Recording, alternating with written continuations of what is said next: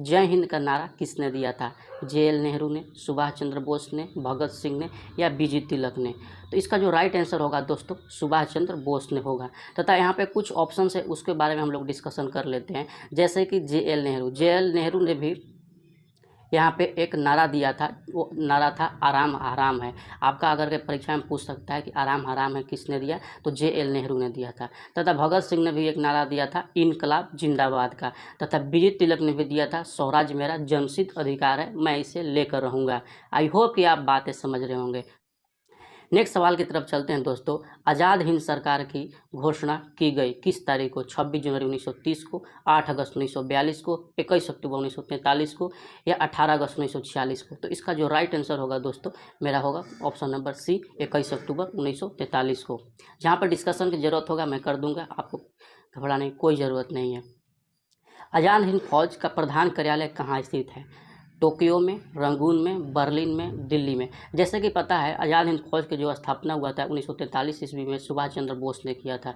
तथा उस समय जो इसका स्थापना हुआ था सिंगापुर में हुआ था, जो तत्कालीन सिंगापुर को मलय के नाम से जाना जाता था। तो उस समय 1943 में जब स्थापना किया था तो एक साल के बाद 1944 में सुभाष चंद्र बोस ने जो अपना प्रधान कार्यालय था वो सिंगापुर से ट्रांसफ़र करके रंगून में कर दिए थे। तो इसका राइट आंसर मेरा हो जाएगा रंगून। नेक्स्ट सवाल की तरफ बढ़ते हैं। नेक्स्ट सवाल क्या है मेरा? निम्नलिखित में से किस एक ने सुभाष चंद्र बोस को देश नायक कहा था? महात्मा गांधी, रविन्द्रनाथ टैगोर, राम मनोहर लोहिया या सरदार वल्लभ भाई पटेल?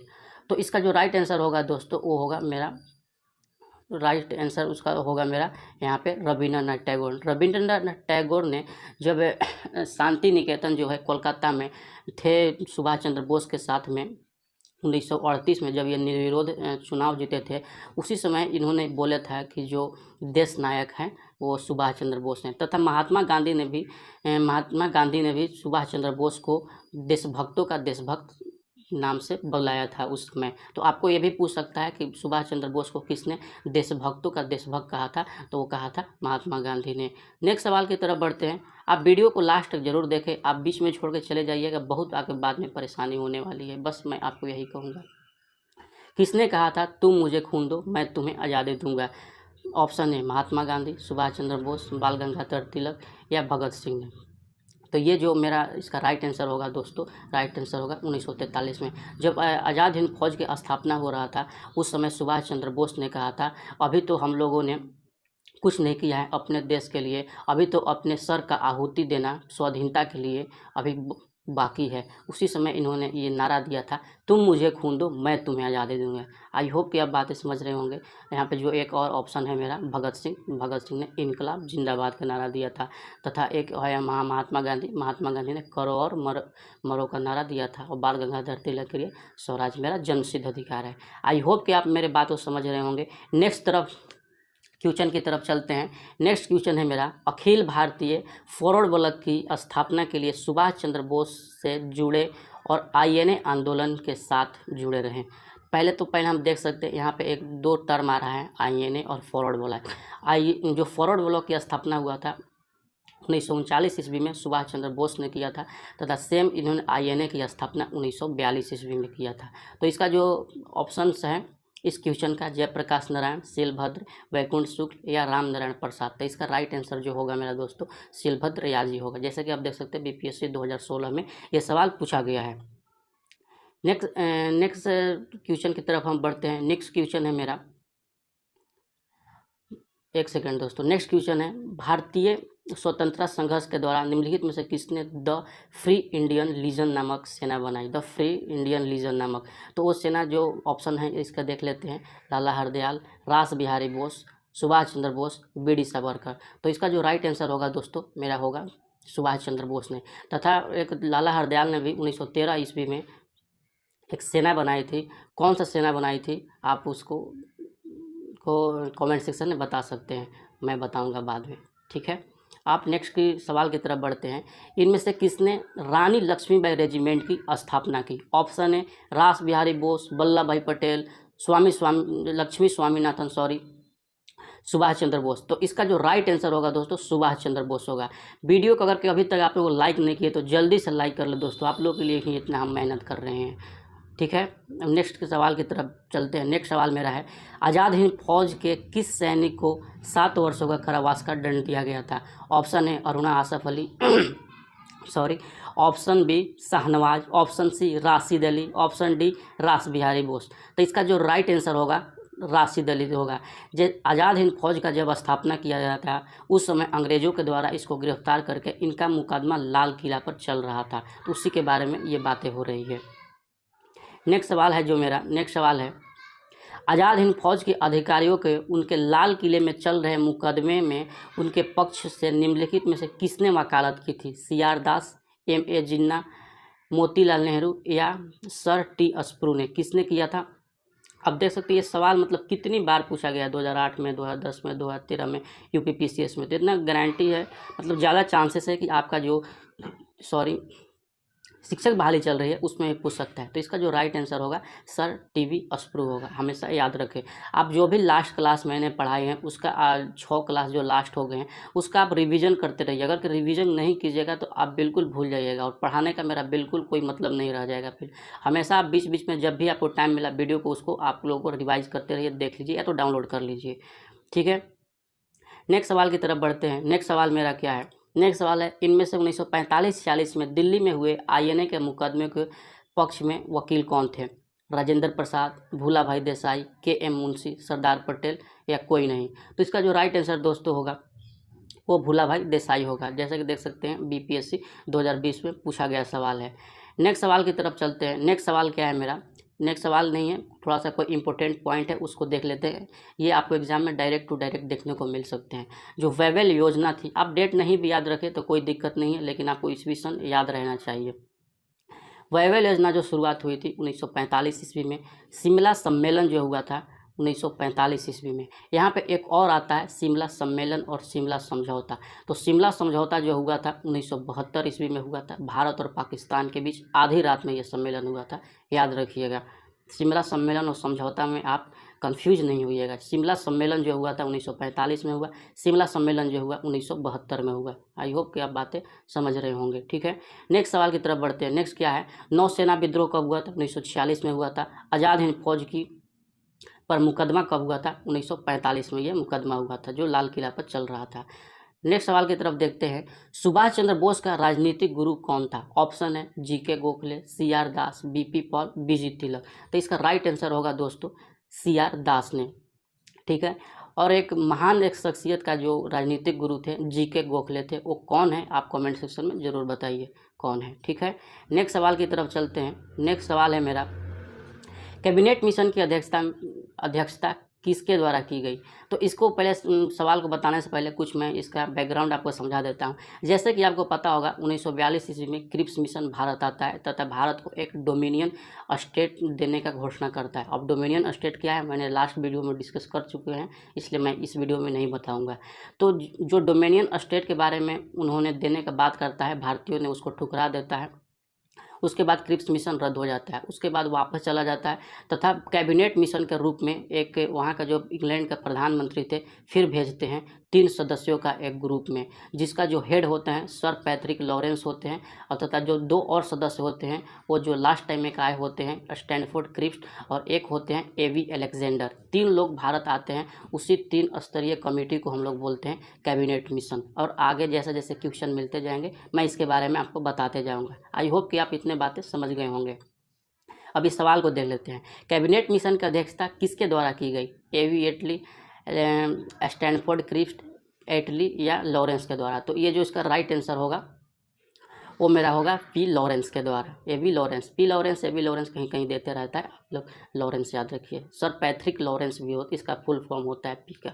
ठीक है, नेक्स्ट सवाल की तरफ बढ़ते हैं। नेक्स्ट सवाल क्या है मेरा? इनमें से कैबिनेट मिशन के सदस्य नहीं थे। जैसे कि हम लोग 3 अभी सदस्य के नाम आपको बता दें, एक सर पैट्रिक लॉरेंस थे, एक स्टैनफोर्ड क्रिप्स थे, एक AV अलेक्जेंडर थे। और कौन नहीं थे? तो मेरा वेवेल राइट आंसर हो जाएगा, ये सदस्य नहीं थे। ठीक है, नेक्स्ट सवाल की तरफ चलते हैं। नेक्स्ट सवाल क्या है मेरा? निम्नलिखित में से किस एक ने भारत के लिए त्रिस्तरीय शासन व्यवस्था की प्रस्ताव रखा था? ऑप्शन है नेहरू समिति, Simon commission, Cripps mission, cabinet mission. तो ये कौन रखा था? वो रखा था कैबिनेट मिशन ने। अब इस ऑप्शन को देखते हैं, साइमन कमीशन कब आया था? 1928 ईस्वी में। क्रिप्स मिशन 1942 ईस्वी में। तो ये हमेशा ये सब चीज़ याद रखा कीजिए, भूलिए नहीं। लास्ट क्लास का जो रिवीजन करते रहिए, मैं बार बार यही बोलूँगा, नहीं तो पढ़ने का कोई फ़ायदा नहीं रह जाएगा। ठीक है, नेक्स्ट सवाल है 1946 का कैबिनेट मिशन 3 कैबिनेट मंत्रियों से गठित था, निम्नलिखित में से कौन से सदस्य नहीं है? देख रहे हैं ये सवाल कितनी बार रिपीटेड हुआ है। वो 3 जो सदस्य थे उसमें कौन कौन थे, कौन नहीं थे, कौन अध्यक्ष था, ये बार बार सवाल पूछा जा रहा है, तो आप हमेशा याद रखें। ठीक है, ऑप्शन है सर पैट्रिक लॉरेंस, ये तो अध्यक्ष थे। एवी अलेक्जेंडर, ये सदस्य थे। स्टैनफोर्ड क्रिप्स, ये सदस्य थे। तो ये सदस्य कौन नहीं था? लॉर्ड एमरी नहीं थे। तो इसका राइट आंसर मेरा ऑप्शन नंबर डी हो जाएगा। ठीक है, उसके बाद नेक्स्ट सवाल की तरफ चलते हैं। नेक्स्ट सवाल क्या है मेरा? इसका प्रस्ताव मई में आया।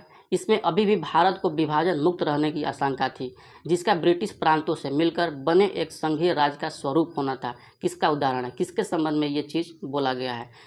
साइमन कमीशन, गांधी इरविन समझौता, क्रिप्स मिशन या कैबिनेट मिशन? तो इसका जो राइट आंसर हो जाएगा मेरा कैबिनेट मिशन हो जाएगा। अब गांधी इरविन पैक्ट कब हुआ था? आप मेरे कमेंट सेक्शन में जाकर जरूर से जरूर बताएं। ये सारा का सारा मैंने लास्ट वीडियोज़ में कवर कर चुके हैं। ठीक है, उसके बाद जो कैबिनेट मिशन आया था 1946 में, उसमें क्या कुछ डिसीजन लिया गया था उसके बारे में हम कुछ फैक्ट देख लेते हैं। आपका एग्ज़ाम में ये भी देखने को मिल सकता है।